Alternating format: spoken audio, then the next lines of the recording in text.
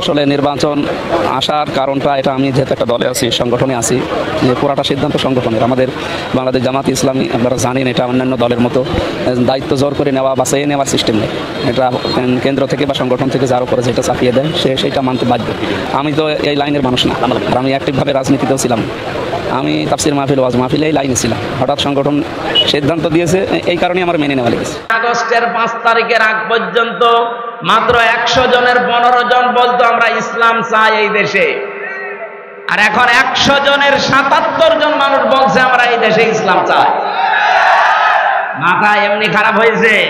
আমরা স্বপ্ন দেখতে চাই এবার জমিনে, যেহেতু খলিফার দায়িত্ব নিয়ে আমরা আছি, 300 এমপির ভেতরে 151 জন অন্তত কোরআন মুখে নিয়ে যেন যেতে পারে। এটা যদি কেউ মনে করেন যে না এটা জামাত ইসলামের কাজ, হোক এইটাই জামাত ইসলামের কাজ। কেউ যদি মনে করেন এটা দুনিয়ার কাজ, হ্যাঁ এইটাই দুনিয়ার কাজ। কেউ যদি মনে করেন এটা রাজনীতি, হ্যাঁ এইটাই রাজনীতি। আপনি জমিনে থেকে কাজ করলে আপনারটা রাজনীতি হয় না।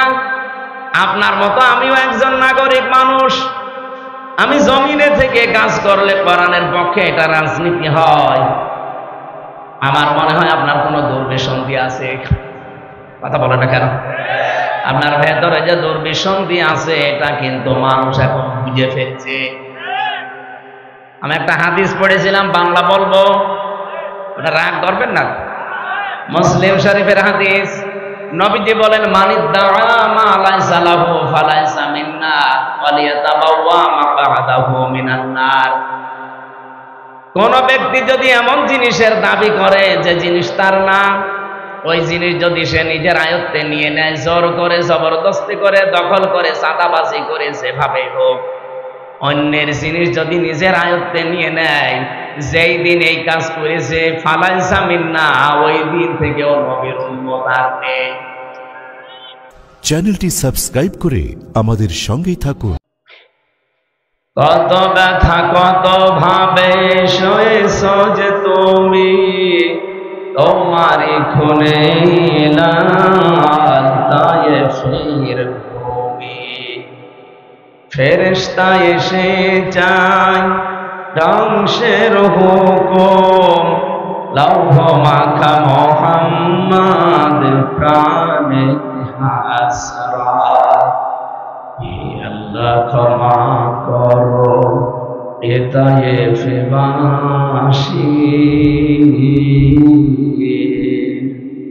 এরা বোঝেনি তো আমি যে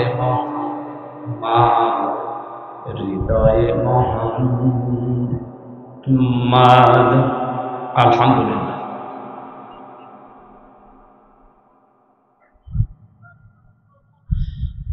প্রাণপ্রিয় জেলা কুষ্টিয়া, ভেড়ামারা থানার অন্তর্গত জনিয়াদহ ফুটবল ময়দানে যুব সমাজ ও এলাকাবাসীর যৌথ উদ্যোগে তাফসিরুল কোরআন মাহফিল, এটা 9 বছর চলছে এখানে একাধারে।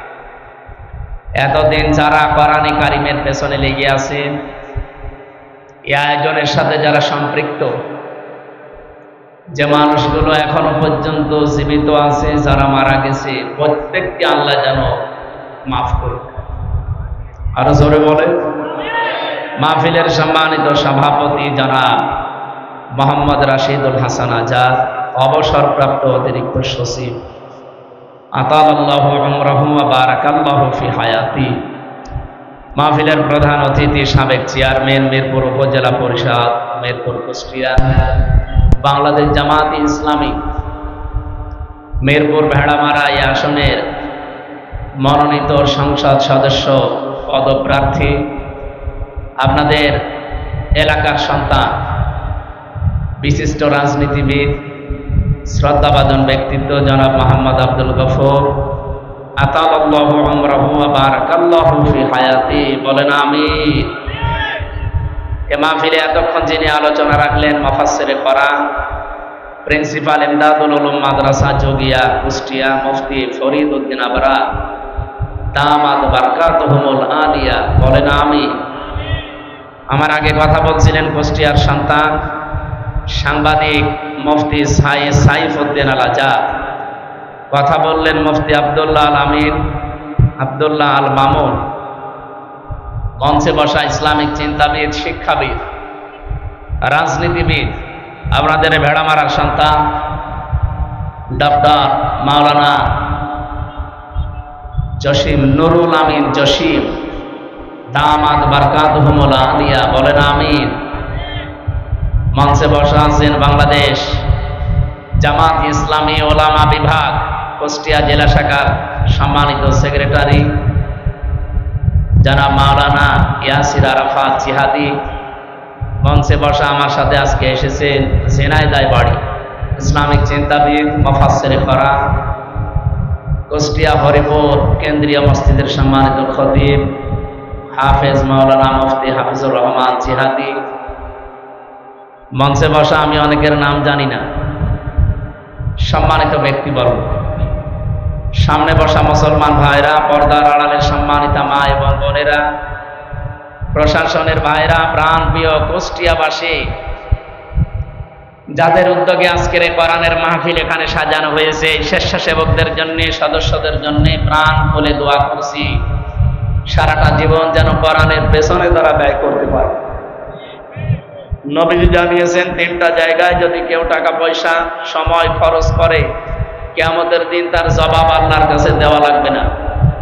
এক নম্বরে কোরআনের পেছনে, আপনি কোরআন প্রসারে কায়েমে এই চার পেছনে সম্পদ এবং সময় ব্যয় হবে যদি ওটা কোরআন কেন্দ্রিক হয়, যেহেতু এটা আল্লাহর বাণী, এই জন্য কিয়ামতে এই সময়ের এই সম্পদের হিসাব আল্লাহর দরবারে দেওয়া লাগবে। যুবকরা মিলে এলাকায় যাদেরকে সাথে নিয়ে কোরআন প্রচারে আজকে আঞ্জাম দিলে, শুধু প্রচার করলে হবে? বলেন বলেন, এ কোরআনকে প্রচার করার পরে এটাকে আপনাকে বোঝা লাগবে। বোঝার সিস্টেমগুলো আমাদের দেশে ওইভাবে চালু নেই। আমরা চালু করতে চাই আগামীতে যে কোরআন যেভাবে আমরা হালকা প্রচার করি এভাবে যেন অন্তত আমরা বুঝতে পারি। কোরআন যেভাবে প্রচার করার নিয়ম তার চাইতে বেশি দরকার বোঝা। এ বাংলাদেশ, ভারত, পাকিস্তানে যারা কোরআনের কথা বলে, অনেক মানুষ আমরা কোরআনের এই প্রচার শোনার পরে না বুঝে মনে করি ওইটাও ঠিক। আমি নাম ধরেই বলছি, যে বিভিন্ন ভণ্ড পীর যারা আছে, এই মানুষগুলো যখন আলোচনা শুরু করে, কথাবার্তা আমাদের সামনে বলে, এরা কি কোরআন হাদিসের বাইরে কোনো আয়াতের কথা বলে? বলেন বলেন, এরা কোরআনের আয়াত দিয়েই কথা শুরু করে, কিন্তু আয়াত পড়ে ঠিক চলে যায় অন্য লাইনে। আর এটা দোষ শুধু ওদের না, দোষ আমাদেরও আছে, কারণ আমরা তো বুঝি না আছে তাহিরি সাহেব বলল কি। যদি বুঝতাম যে তাহিরি সাহেব জিকিরের নাম নিয়ে আল্লাহর নাম বাদ দিয়ে দিয়েছে, যেখানে আর 11 দিন পর একটা দিবস আমাদের সামনে আসতেছে, নাম কোরবানি। কি নাম? এ কোরবানি খালি আমাদের উপর আল্লাহ দেয়নি। ঈদুল আজহা এটা শুধুমাত্র আমাদের উপরে না, কোরবানির এই নিয়মটা একেবারে দুনিয়া তৈরি হওয়ার পর থেকে চলে আসতেছে, কিয়ামত পর্যন্ত চলবে। কিন্তু ঈদুল ফিতর যেটা, এটা কিন্তু একেবারে দুনিয়া তৈরি হওয়ার পর থেকে শুরু হয়। এটা মাত্র 1500 বছর আগে শুরু হয়েছে, যখন কোরআন নাজিল হয় তখন। আর রমজানুল মুবারক যখন এই পৃথিবীতে ঘোষণা হয়েছে, তখন এই রমজানের যে ঈদ আমরা বিশ্বনবী হিজরত করার পরে ঘোষণা দিয়েছিলেন, তার ভেতরে এইটা একটা। তার মানে ঈদুল ফিতরের বয়স খুব বেশি না, মাত্র 1500 বছর। আর কোরবানির বয়স কোটি কোটি বছর। আল্লাহ রাব্বুল আলামিন বলেন, ওয়ালিকুল্লি উম্মাতিন জাআলনা মানসাকান, অবশ্যই আমি প্রত্যেক জাতির জন্য কোরবানির নিয়ম এটা বানিয়ে দিয়েছিলাম। এখানে মানসাক শব্দের অর্থ তিনটা। নুসুকের প্রথম অর্থ হচ্ছে জবাই করা, 2 নাম্বার নুসুক মানে হজের কার্যকলাপ, এখন যেটা চলছে হাজিরা করছে। 3 নাম্বারে নুসুক মানে ইবাদত বন্দেগী, যেটা কষ্ট পায়। এই তিনটার সমন্বয়ের নাম মানসাকুন বা নুসুক। তাহলে নুসুকের প্রথম অর্থ যদি আপনি জবাই করা ধরেন, এ পর্যন্ত শেষ করে না দিয়ে আপনি কি বলতে চান আল্লাহ?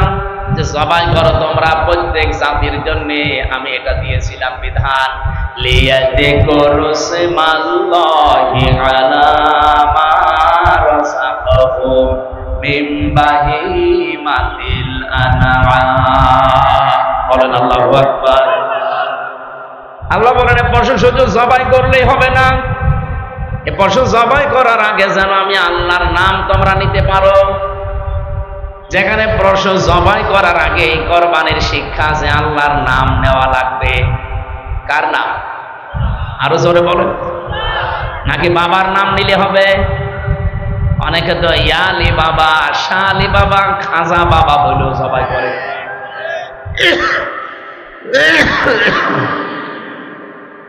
ভেড়া মারায় কয়েক জায়গায় হয় আমি জানি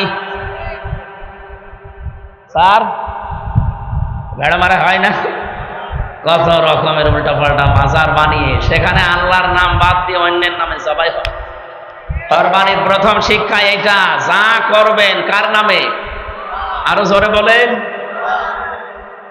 যা করা লাগবে আল্লাহর নামে। এইটা বাদ দিয়েছিল যারা, দেখেন তাদেরকে আল্লাহ এত নিচে নামিয়েছে, এখন বুক ফুলিয়ে বলবে যে আমি অমুক, তাও বলতে পারে। আপনি আল্লাহর নাম বাদ দিয়ে অন্য কাউকে ওখানে রিপ্লেস করবেন, এত পচানো পচাবে, দুর্গন্ধ সৃষ্টি হবে। এই জন্য আগামী থেকে যারা আসবেন আল্লাহ বাদে অন্য কাউকে যেন সামনে নিয়ে আসার চেষ্টা করবেন না। আপনি কিছু বোঝেন তো নাকি আন্দাজে ঠিক বেঠিক বলছেন? বোঝেন কিছু? সুতরাং আমরা সামনে নিয়ে আসতে চাই কার নাম? কালিমাতুল্লাহি হিয়াল উলিয়া, আল্লাহু আজিজুল হাকিম। সবচাইতে উপরে থাকবে কার নাম বলেন তো? আমরা আর কাউকে উপরে রাখতে চাই না, সে বাবা হোক আর স্বামী হোক। অনেকে দেখি না, যে আসে সে উপরে তুলে ফেলে। কেন? ওখানে আল্লাহু আকবার লিখে দিতে পারেন না? লিয়াজকুরু ইসমাল্লাহ, যেন তারা, এই লাম এখানে জের দেওয়া আছে, যেন তারা আল্লাহর নাম উচ্চারণ করতে পারে। আলা মা রাযাকাহুম, তাদেরকে যে রিজিক গুলো দিয়েছি, মিন বাহিমাতিল আনআম, এই চতুষ্পদ জন্তু জানোয়ার এগুলো জবাই করার সময়, যেহেতু যে সমস্ত ভণ্ড দরবারগুলোতে আল্লাহর নাম বাদ দিয়ে অন্যের নাম উচ্চারণ হয়, কোরবানির শিক্ষা তারা আজও নিতে পারে। বলেন বলেন। আমার ভাইরা, আমি যে শিক্ষাটা এখান থেকে আমি নিজে পেয়েছি, আজকে থেকে কঠিন ভাবে সিদ্ধান্ত নেওয়া লাগবে, জীবনে যতদিন বেঁচে আছি আল্লাহ পাক ছাড়া কাউকে আমি উপরে নিয়ে যাব। আরো জোরে বলেন। যেহেতু কোরবানি এসেছে আমাদের সামনে, বেশি দিন আর নেই, 11 দিন বাকি আছে। মাত্র 11 দিনের ভেতরে আমাদের সিদ্ধান্ত পুরাপুরি নিতে হবে। এবার যদি সিদ্ধান্ত ভুল করেন, আমার মনে হয় আবার কতদিন পরে কোরবানি আসতেও পারে, নাও আসতে পারে।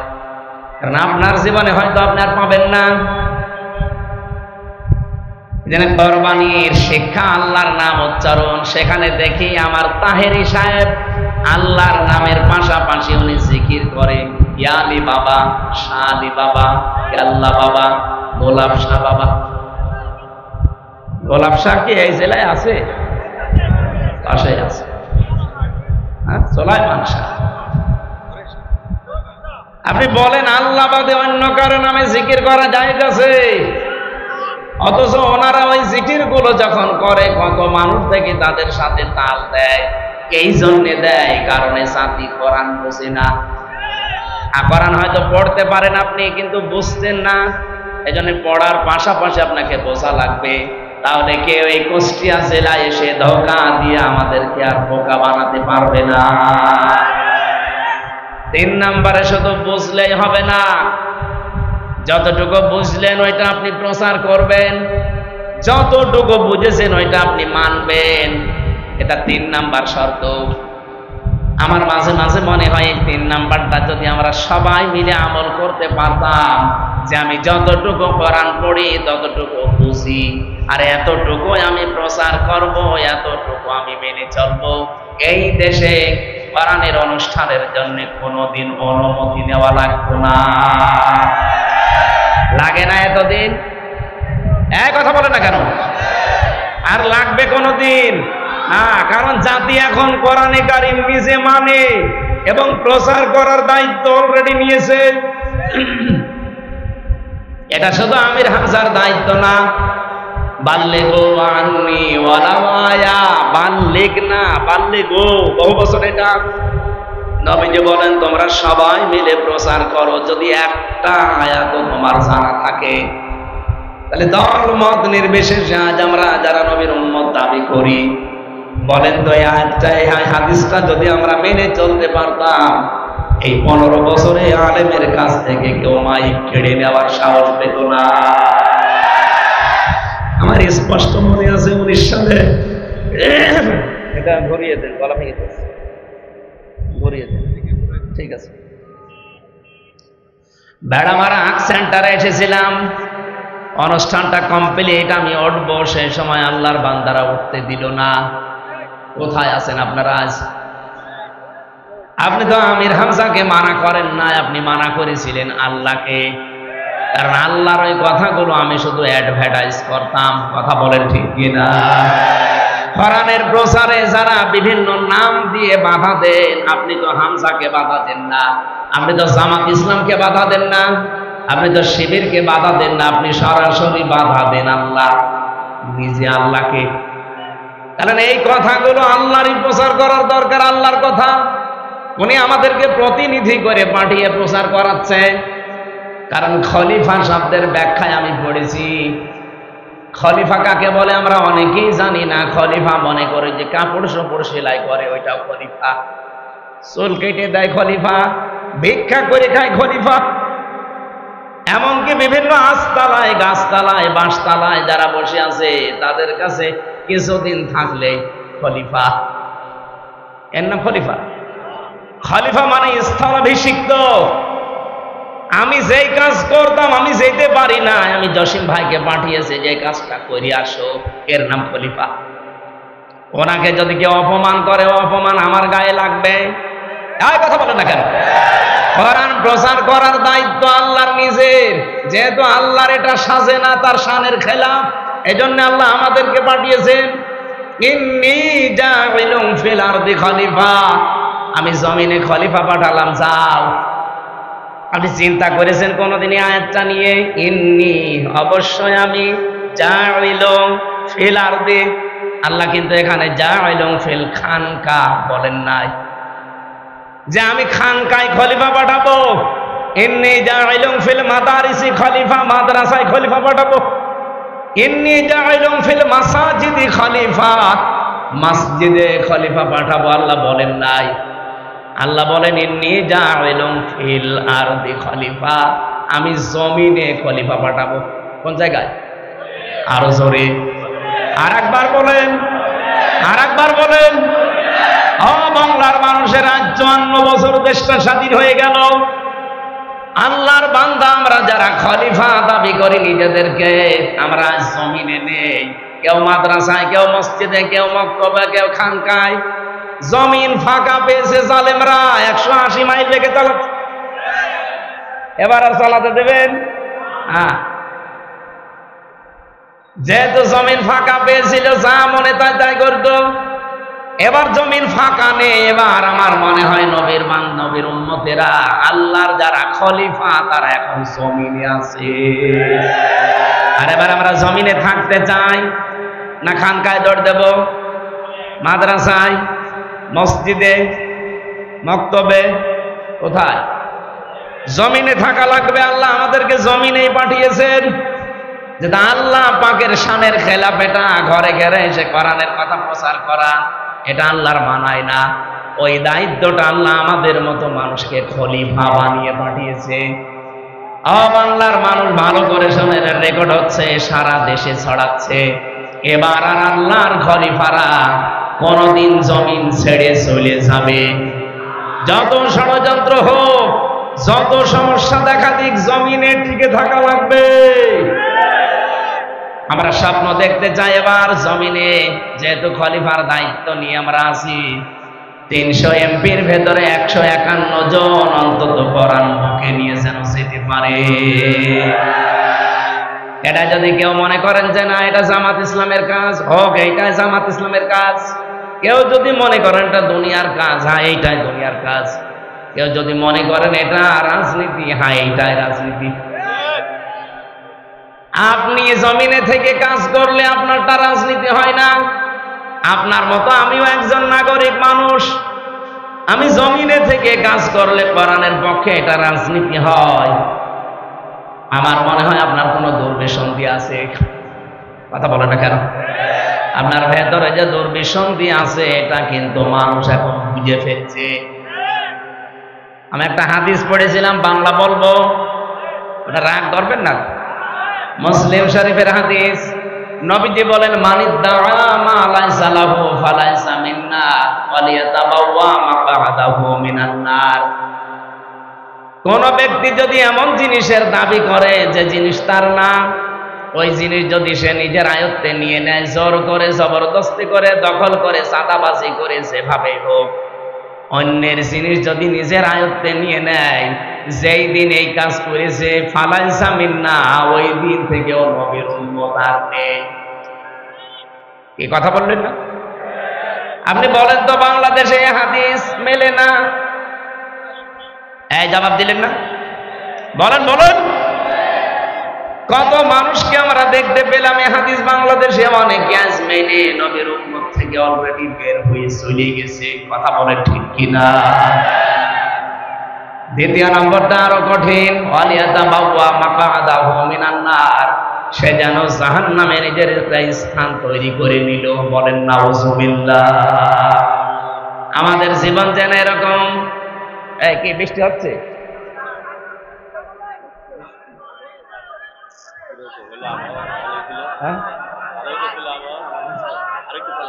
সুবহানাল্লাহ আলহামদুলিল্লাহ লা ইলাহা ইল্লাল্লাহ লা ইলাহা ইল্লাল্লাহ মুহাম্মাদুর রাসূলুল্লাহ। একটু বৃষ্টি সহ্য করা যাবে না? আমরা সব বাদ দিলাম, আমার সময় যেহেতু নেই, বিস্তারিত ব্যাখ্যার দিকে যাওয়া যাচ্ছে না। আমরা এখন থেকে কোরআন বুঝতে চাই, এই কারণে কেউ যেন কোরআনের নাম নিয়ে এসে আমাদের ধোঁকা দিতে না পারে। বহু মানুষ এভাবে সারা দেশে ধোঁকা দিচ্ছে, মনে হয় যে কোরআন থেকেই বলছে, অথচ ওগুলো কোরআনের কথা না। 4 নম্বরে কোরআনে কারিমকে দাঁড় করানোর জন্য চেষ্টা করা লাগবে। আল্লাহ এই 4টা শর্ত মেনে কোরআনে কারিমের সাথে যারা সম্পৃক্ত আছেন কবুল করেন, বলেন আমিন। সূরা মারিয়াম 98টা আয়াত আছে, মাত্র একটা আয়াত পড়েছি, 41 নম্বর আয়াত।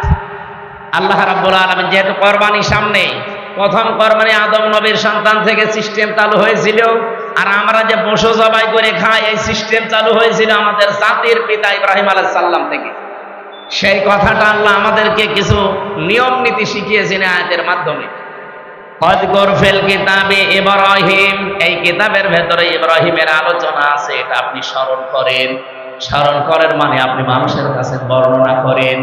ইন্নাহু কানা সিদ্দিকান নাবিয়্যা, নিশ্চয় সে ছিল একদিকে সিদ্দিক আর একদিকে নবী।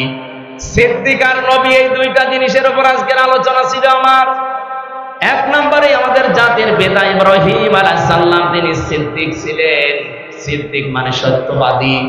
শুধু সত্য কথা বললেই মানুষ সত্যবাদী হয় না, সত্যকে সত্য জানার পর দ্বিধাহীন চিত্তে একেবারে সব চিন্তা ভাবনা বাদ দিয়ে যারা মেনে নিতে পারে ইব্রাহিম নবীর মতো, তারা হচ্ছে সিদ্দিক। আজ বাংলাদেশে সেই সময় অলরেডি এসে গেছে। কথা বলে না কেন?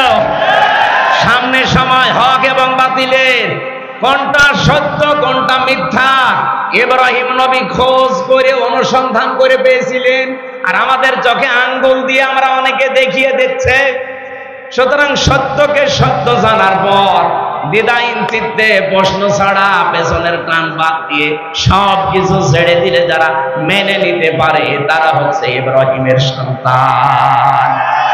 আর যারা সত্যকে সত্য জানার পরও মানতে চায় না দুনিয়ার কোন স্বার্থ পেয়ে, ওরা ইব্রাহিমের সন্তান না নমরুদের সন্তান। আমরা নমরুদের সন্তান হতে চাই, সন্তান হব কার? আরো জোরে বলেন। আমি 7টা কিরাতের ভেতরে 2 কিরাত তেলাওয়াত করেছিলাম, ইব্রাহিম ইব্রাহিম। তেলাওয়াত কিন্তু কিরাতের ভেতরে কিছু শিক্ষা ছিল।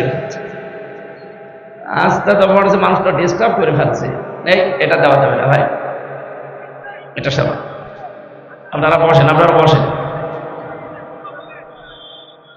আমার ভাইরা, আজ জাতির লক্ষ্যে আমরা চোখে আঙ্গুল দিয়ে হক কোনটা বাতিল কোনটা দেখিয়ে দেই। যারা বুঝতে চায় না চোখের ভেতরে আমরা আঙ্গুল ঢুকিয়ে দেই, এই দেখেন হক এটা বাতিল। এরপরও দেখি মানুষ শুধু আমাদেরই দোষ দেয়। আমার এখনো ওই দোষ দিতে পারে নাই, মুরব্বীকে হয়তো দিতে পারে, বলে ৭১-এর অপরাধী, ৫২-র অপরাধী, ৪৭-এর অপরাধী। আরে ভাই, শুধু ৭১, ৫২, ৪৭ তোলেন কেন? আপনি ২৪-এর কথা বলতে পারেন না? বলেন। দেশ এখন আর ৭১, ৫২, ৪৭-এ চলবে না, এখন দেশ চলবে ২৪-এর চেতনা অনুযায়ী। আপনারা রাজি আছেন না? যারা রাজি আছেন ২৪-এর চেতনায়, দেখি লিল্লাহে তাকবীর।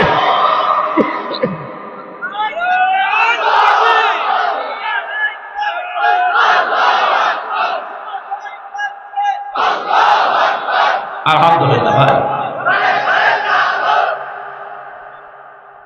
আগামী মাসের 10 তারিখে, জুন মাসের 10 তারিখে জুলাই আগস্টের ঘোষণাপত্র প্রকাশ করার কথা। ওটা প্রকাশ হওয়ার পরে বাংলাদেশের যে সংবিধান আছে এটা বিলুপ্ত হয়ে যাবে। এখন যিনি আছেন চুপ্পু মিয়া, ও অটোমেটিক বাতিল হয়ে যাবে। এই কথা বোঝেন আমার? রাম আর বাম আর কিছু বাতিলদের মাথা এমনি খারাপ হয়নি। ওরা জাতে মাতাল হলো তাহলে ঠিক আছে, ওরা বুঝে ফেলেছে। কারণ দেশের মানুষের অবস্থান এখন কোন জায়গায় আমরা কিছু খবর না রাখলে ওরা কিন্তু হালকা খবর পাচ্ছে। মাইক্রোসফট, এটা খ্রিস্টানরা রিপোর্ট বানিয়েছে। ওরা রিপোর্ট দিয়েছে বাংলাদেশে আগস্টের 5 তারিখের আগ পর্যন্ত মাত্র 100 জনের 15 জন বলতো আমরা ইসলাম চাই এই দেশে। আর এখন 100 জনের 77 জন মানুষ বলছে আমরা এই দেশে ইসলাম চাই। মাথা এমনি খারাপ হয়েছে।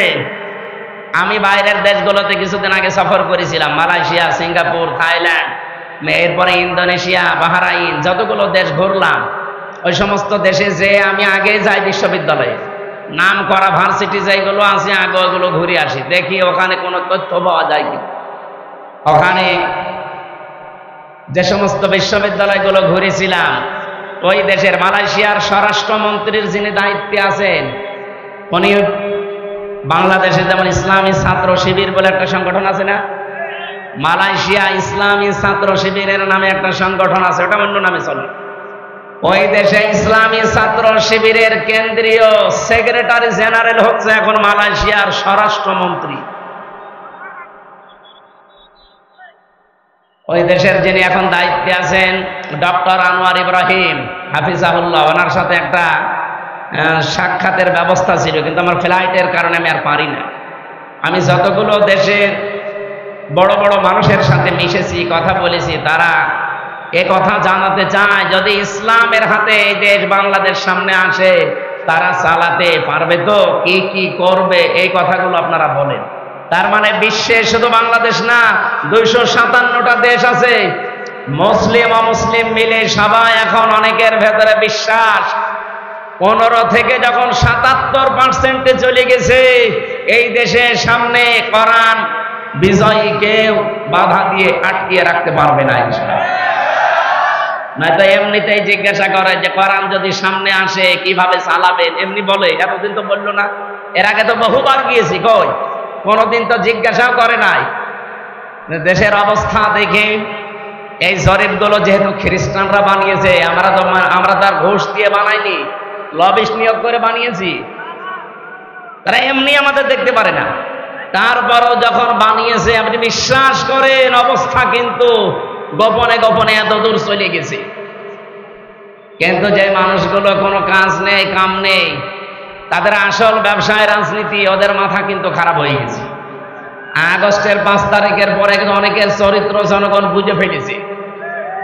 আজকে আমার একজন বলছিল, একজন বড় মাপের, আমি নাম নিলাম না, আমি একটা অপারেশনে ছিলাম আজকে, উনি আমারে বলছে যেভাবে দেশ এগিয়ে যাচ্ছে, আগস্টের 5 তারিখের পরে একটা বড় দল যেভাবে উল্টাপাল্টা কাজ আরম্ভ করেছে, জনগণের কাছে যেহেতু চরিত্র তাদের একেবারে সব স্পষ্ট, নির্বাচন আসতে আসতে মানুষ ইসলামের পক্ষে যদি কলা গাছও দাঁড়ায় সেও পাস করে। এখানে জোয়ার যখন এসেছে, আপনাদেরকে আমি আল্লাহর এই আয়াত থেকে শিক্ষা দিতে চাই। আমাদের জাতির পিতা ইব্রাহিম নবী, উনি হক সন্ধান করেছিলেন, অনুসন্ধান করেছিলেন, খোঁজ করেছিলেন, তারপরে তিনি হক পেয়েছেন।